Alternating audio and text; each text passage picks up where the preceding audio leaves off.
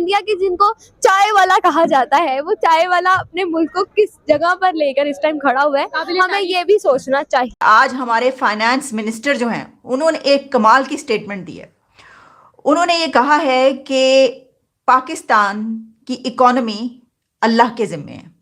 अब general CC को बुला के इंडियन एक्सप्रेस क्या लिख रहा है कि China in play, Egypt reaches out to India for economy boost. वो पैसे मांगने आए हैं। इकोनॉमी को बर्बाद हम करेंगे, टैक्स हम लगाएंगे और टैक्सेस कलेक्ट हम नहीं करेंगे, सब्सिडीज हम देंगे। जब बर्बाद हो जाएगी तो अल्लाह प्लीज हेल्प। जिस डॉलर को हम 60 पे रखना चाह रहे थे, आज वो 250 पे बड़ी मुश्किल से पकड़ में आ रहा है। डार साहब की जो स्पीच थी जिसमें उन्होंने खुदा के हवाले कर दिया पाकिस्तान, वो लग रहा था कि उनकी आखिरी स्पीच है। यस या गैस की कीमत बढ़ा दी, यस यस पेट्रोल या अब $1 पे शायद 130 अरब रुपए बढ़ता है, तो ये 4,320 अरब रुपया अवाम के सरों पे कर्जा बढ़ गया। पाकिस्तान में जो भी कुछ होता है तो उसके पीछे या अल्लाह होता है, या आदमी होती है, या फिर अमेरिका होता है। पाकिस्तान है, उसका नाम कुरान पाक में लिखा हुआ है, इस वजह से हमारा पाकिस्तान कयामत तक रहेगा। श्रीलंका अपने मुल्क के कपड़े उतार उतार के बेच के गुजारा कर रहा है। पहाड़ भी बेच रहा है, जमीनें भी बेच रहा है, ट्रेनें भी बेच रहा है, हर चीज बेच रहा है। India had band exports of wheat, लेकिन इजिप्ट के लिए उन्होंने एग्जेम्पशन दिया। सो इजिप्ट शुड बी ग्रेटफुल कि इंडिया हेल्प देम आउट। उन्होंने जनरल सीसी को बुलाया अपने रिपब्लिक डे पे। उनकी बड़ी बड़ी शख्सियत आती रही है रिपब्लिक डे पे, और उन्होंने वहां पे सुएज कनाल के पास कुछ इकोनॉमिक जोन क्रिएट किया हुआ है जहां पर शायद टैक्सेस नहीं या रिलीफ या सपोर्ट मिलती है इजिप्शियन गवर्नमेंट की तरफ से।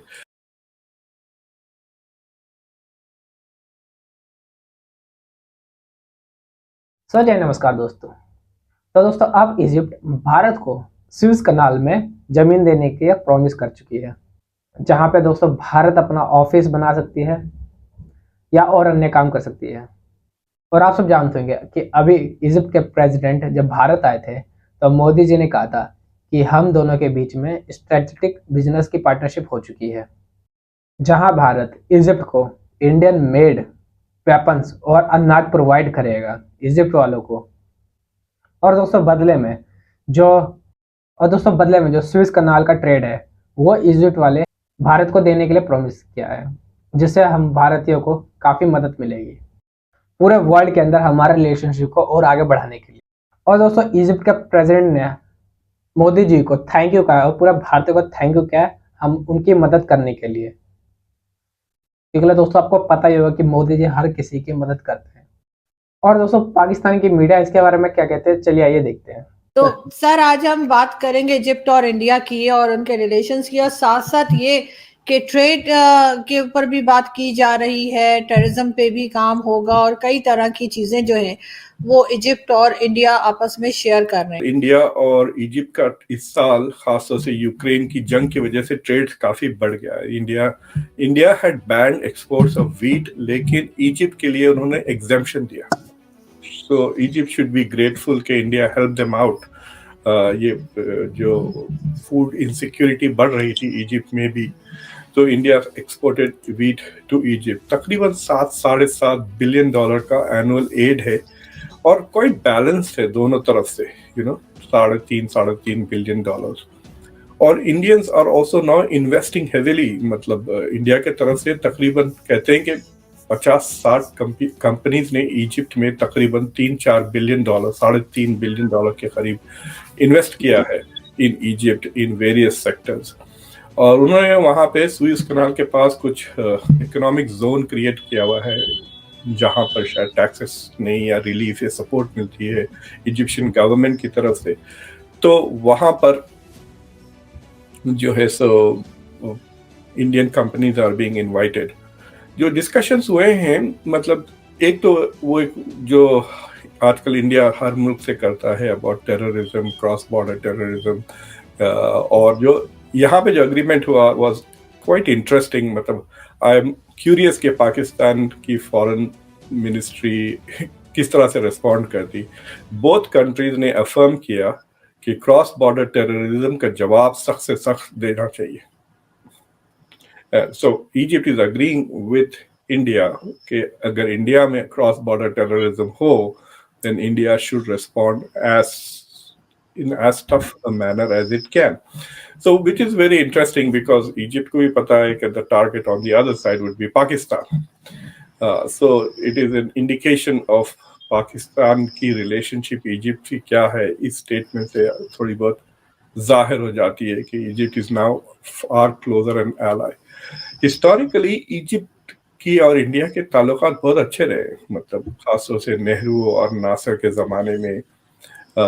और मैं देखा था वो जो प्रिंट का जो वीडियो आता है, I was looking at it.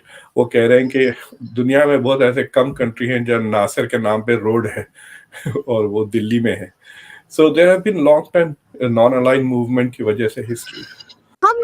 हम अपनी अगर बात करें अपनी इकोनॉमी की, तो हमारी इस टाइम इकोनॉमी कहाँ पर है? हम 100 की लिस्ट से भी बहुत पीछे हैं. और अगर हम इंडिया की बात करें तो वो 5th बड़ी इकोनॉमी बन चुका हुआ है. आगे सुनने में आ रहा है चाइना को और यूएस को भी बीट कर जाएगा कुछ आने वाले सालों में. तो हम ये कैसे कह सकते हैं कि हमारा जो मुल्क है वो बहुत अच्छा चल रहा है, तरक्की कर रहा है? अंडर डेवलपमेंट कंट्री चल रही है हमारी. डेवलप कंट्री तो है ही नहीं हमारी, डेवलप कर रहे ही नहीं रहे हम लोग. हमारे मुल्क में ना हमारे एयरपोर्ट्स अपने हैं, वो भी गिरवी रखवाए हुए हैं. हमारा यूएस में जो हमारे जो होटल्स है वो भी, उसके अलावा हमारे जो सी पैक मंसूबा है वो भी हमारा नहीं है. ऑरेंज लाइन ट्रेन, उसके बाद मेट्रो बस ट्रेन भी बंद होने के दहाने पे. बिल्कुल, ये सब कुछ हमारा है ही नहीं. तो हम कैसे कह सकते हैं कि हमारा मुल्क जो है वो तरक्की कर रहा है? कोई एक बताए कि हमारा मुल्क किस लिहाज से तरक्की कर रहा है? हाँ, बच्चे पैदा करने के लिहाज से तरक्की हो रही है पाकिस्तान में. पाकिस्तान में इस चीज की तो भरपूर तरक्की हो रही है. एक एक घर में आपको 10-10 बच्चे नजर आ रहे होंगे, 5-5 बच्चे नजर आ रहे होंगे. चीमा साहब, आपने बिल्कुल सही कहा. डार साहब की जो स्पीच थी जिसमें उन्होंने खुदा के हवाले कर दिया पाकिस्तान, वो लग रहा था कि उनकी आखिरी स्पीच है. सऊदी अरब जो है वो कलमे की बेस पे नहीं बना, हम कलमे की बेस पे बने. ये ला इलाहा इल्लल्लाह में मुल्क बना और उन्होंने कहा कि इसकी अल्लाह ताला की जिम्मेदारी है इसको बचाना है. तो आज तो हुकूमत कह रही है अल्लाह ताला पे छोड़ दिए इन्होंने. डार साहब के लिए एक इंफॉर्मेशन ये है कि मेजॉरिटी हम पाकिस्तानियों को नमाज तर्जमे के साथ नहीं आती. ये मेरी इतलान अर्ज है, इतलान. और ये मज़ारों के बाहर मजावर देखें ना, सारे चरस पींदे ने बैग, गांजा दा चरस. किसी को कोई कलमा नहीं आता. कई दफा बच्चे जाके वहां पे बुला के यूट्यूब पे डालते हैं कि मलांगे घुंघरू बांध के नचदे पे मुर्शद जेड़े मुर्शद चला रहे थे पाकिस्तान, वो पूछते 4 कलमे आते हैं, वो कहते नहीं जी आते. मैंने पंजाब यूनिवर्सिटी मिड-80s में सर्वे किया था चीमा साहब कि नमाज कितने पोस्ट ग्रेजुएट्स लोगों को नमाज तर्जमे के साथ आती है. I was shocked with the numbers, I was shocked. तो ये क्या है? क्यों अपने आप को धोखा देते हैं आप? क्यों धोखा देते हैं? बल्कि मजे की बात, धोखा क्या देते हैं आप? इस्लाम को नुकसान पहुंचाते हैं. जिस मजहब का नाम सलामती है उसको बार बार घसीट के लाना, एक दूसरे के खिलाफ फिरकों में एक दूसरे को उनको डिवाइड करना, झगड़ा करना, एक इस तरह, दिस इज रॉन्ग. मैं समझता हूं ये गुनाह है. ये गुनाह है कि एक चीज समझे बगैर, या तो हो ना कि अपने बच्चों को भी बुलाए ना फिर इस जिहाद में हिस्सा लेने के लिए. अगर खास साहब आप इतने कमिटेड हैं, आप ये कहते हैं कि सियासत जो है आज जिहाद है, तो आपके बच्चे क्यों महरूम है उस जिहाद से? या तो वो भी बुला लें. लेकिन वो वहां बैठे, वो आए थे 4 दिन के लिए और कुछ 200-500 पुलिस की गड्डी उन्होंने फिर दी रही, उन्होंने झूठे लैके दे रही. एक डबल स्टैंडर्ड. अगर दोस्तों आपको वीडियो अच्छी लगी हो तो प्लीज इसको लाइक कर देना, कमेंट जरूर करना, अपनी राय जरूर बताना कि क्या लगता है क्या होगा, और सब्सक्राइब कर लेना ऐसी न्यूज़ देखने के लिए. और दोस्तों 1 लाइक जरूर कर देना, क्योंकि यार वीडियो बहुत मेहनत से बनती है, बहुत ज़्यादा रिसर्च करके लाना पड़ता है, बहुत मेहनत लगती है. तो आपका 1 लाइक मेरा कॉन्फिडेंस बढ़ा देगा. बाकी मिलता है अगली वीडियो में. जय हिंद, जय भारत.